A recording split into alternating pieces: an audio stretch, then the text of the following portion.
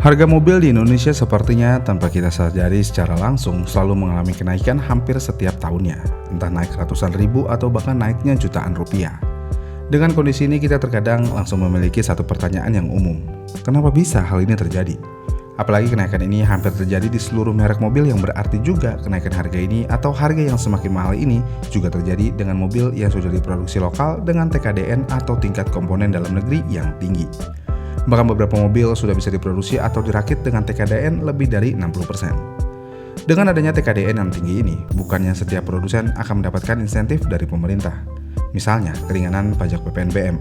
Lalu ada juga pembebasan pajak korporasi atau tax holiday, dan insentif ini berupa pengurangan pajak penghasilan badan hingga 100% untuk jangka waktu tertentu, tergantung pada nilai investasinya.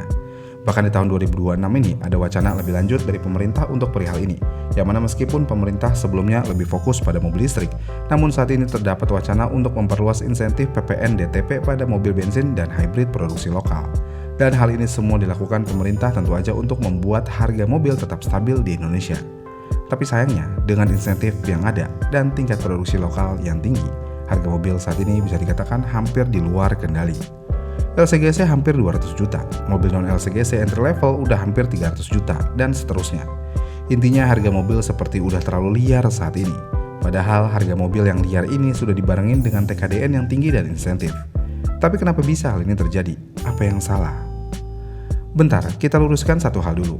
Pemikiran kita selama ini terhadap mobil buatan lokal adalah, jika produksinya udah lokal, berarti mobil tersebut tidak kena biaya masuk CBU. Kemudian biaya logistik juga lebih rendah, PPNBM ditanggung pemerintah, produsen dapat insentif CKD, relaksasi aturan emisi, dan lainnya. Dengan semua hal tersebut, seharusnya hal ini bermuara ke satu titik, yaitu harga mobil yang terjangkau untuk masyarakat. Tapi sayangnya hal tersebut tidak kejadian, harga mobil malah naik perlahan tapi pasti. Namun kenapa bisa? Jawabannya adalah selama ini kita hanya salah dalam berpikir, karena produksi lokal itu bukan berarti akan lebih murah. Kenapa bisa hal ini terjadi? Jawabannya, sebagian besar mobil yang disebut produksian lokal di Indonesia masih CKD, yang berarti beberapa part masih diimpor, misalnya mesin, transmisi, ECU, sistem keselamatan, dan lainnya. Dan yang lokal biasanya cuma ban, jok, kaca, wiring harness tertentu, body assembly, dan hal kecil lainnya, yang berarti secara struktur biaya, komponen mahalnya tetap diimpor.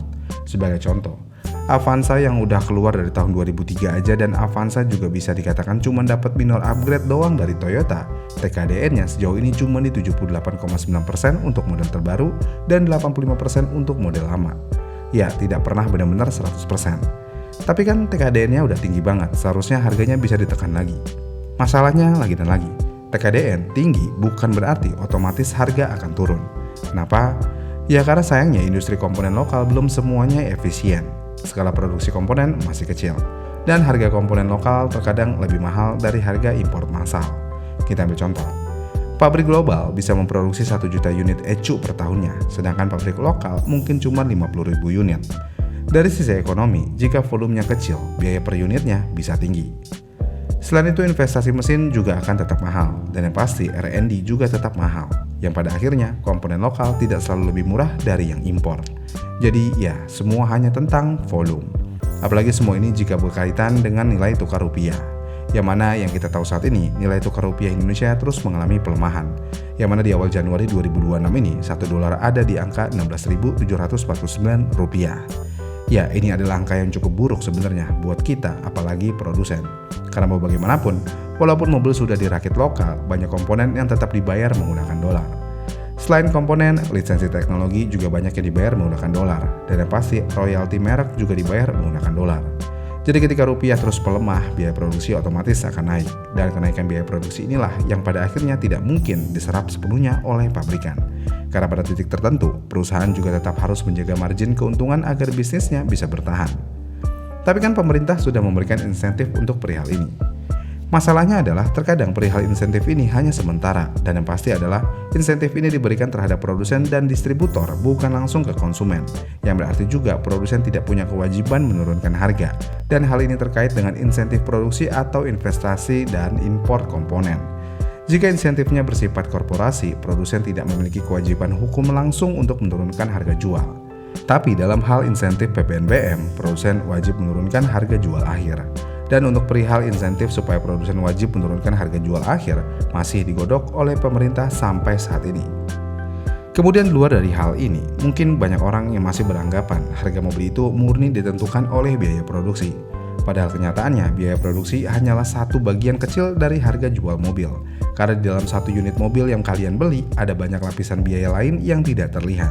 Misalnya biaya riset dan pengembangan global, biaya sertifikasi keselamatan dan emisi, biaya marketing, biaya distribusi, biaya dealer, biaya after sales, dan lainnya. Dan sayangnya dengan adanya semua biaya ini tidak membuat dengan adanya TKDN tinggi membuat harga mobil jadi lebih murah.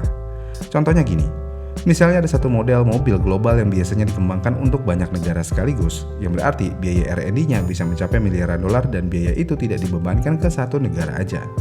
Dengan kondisi ini, jika mobil tersebut dijual di Indonesia, produsen yang ada di Indonesia tersebut harus menyumbang dan menanggung biaya R&D global meskipun TKDN-nya udah tinggi. Jadi ya, TKDN hampir tidak mempengaruhi harga sama sekali di sini. Lalu apa fungsinya mobil dengan TKDN tinggi? Jawabannya tentu aja lapangan pekerjaan. Selain itu dengan tingkat TKDN tinggi ada potensi ekspor. Makanya nggak heran beberapa mobil buatan lokal udah bisa diekspor ke beberapa negara tetangga atau bahkan beberapa negara Eropa. Kasarnya, fungsi utama TKDN itu bukan untuk menurunkan harga, tapi untuk membangun ketahanan industri otomotif nasional. Namun yang pasti di sini adalah pasar Indonesia terlihat sangat besar, bahkan terlalu besar dan menarik. Tapi sayangnya pasar yang sangat besar ini hanya terlihat di atas kertas saja. Karena faktanya daya beli mobil bisa dikatakan cukup terbatas. Yang mana rata-rata penjual mobil di Indonesia cuma stagnan di 1 juta unit per tahunnya. Ini adalah angka yang sangat kecil jika dibandingkan dengan jumlah penduduknya. Apalagi jika kita bandingkan dengan negara dengan jumlah penduduk yang banyak juga, misalnya Cina. Mereka bisa menjual mobil sampai 20 juta unit per tahunnya. Amerika bisa belasan juta unit. India pun juga lebih banyak daripada Indonesia. Dengan kondisi pasar yang seperti ini, lagi dan lagi, volume produksi menjadi dasar bagi harga akhir sebuah mobil. Yang berarti lagi jika penjualannya stagnan di 1 juta unit per tahunnya, rupiah terus melemah dan insentif hanya terfokus pada produsen, maka jelas volume produksi tidak bisa ditingkatkan. Kalau volume produksi tidak bisa ditingkatkan, ya harga tidak bisa dijaga agar tetap stabil. Iya kan? Belum lagi distribusi di Indonesia yang bisa dibilang cukup sulit. Indonesia negara kepulauan, yang berarti untuk mendistribusikan mobil membutuhkan akses yang lebih banyak, bukan sekedar truk aja. Dan hal ini tentu aja menjadi subsidi silang di produsen, yang pada akhirnya lagi, semua insentif tersebut terkadang mungkin tidak akan terasa secara signifikan bagi produsen jika mengingat semua hal yang ada di pasar Indonesia. Jadi kesimpulannya, TKDN bukan berarti membuat harga mobil otomatis menjadi lebih murah. Walaupun TKDN ini memang ada fungsi ke arah sana, tapi sayangnya terkadang untuk merealisasikan hal ini di Indonesia menjadi tantangan tersendiri bagi produsen. Makanya gak heran TKDN rata-rata LCGC udah lebih dari 90%, tapi harganya malah semakin mahal. Memang upgrade fitur dan lainnya juga mempengaruhi hal tersebut. Tapi di sini yang kita harapkan adalah walaupun fiturnya di-upgrade, tapi setidaknya harga yang diberikan produsen akan tetap relevan dengan ekonomi Indonesia. Ya intinya satu, kita tidak bisa berharap terhadap TKDN. Satu-satunya harapan kita untuk bisa memiliki mobil dengan harga yang relevan terhadap ekonomi Indonesia adalah kita memiliki produsen mobil lokal atau mobil nasional. Misalnya kayak negara Amerika, Jepang, Korea, atau Cina, yang mana negara tersebut memiliki produsen lokalnya masing-masing. Harga mobil di sana selalu relevan dengan tingkat ekonomi mereka. Jadi ya, jangan berharap terhadap TKDN, tapi berharaplah terhadap produsen lokal. Namun dengan hal itu, ada muncul pertanyaan lainnya. Bisa nggak kita menerima produsen lokal atau mobil nasional jika direalisasikan di Indonesia? Itu adalah pertanyaan yang sangat sulit untuk dijawab. Iya kan? Gimana nih menurut kalian? Komen di kolom komentar di bawah ya, dan sampai jumpa di video selanjutnya.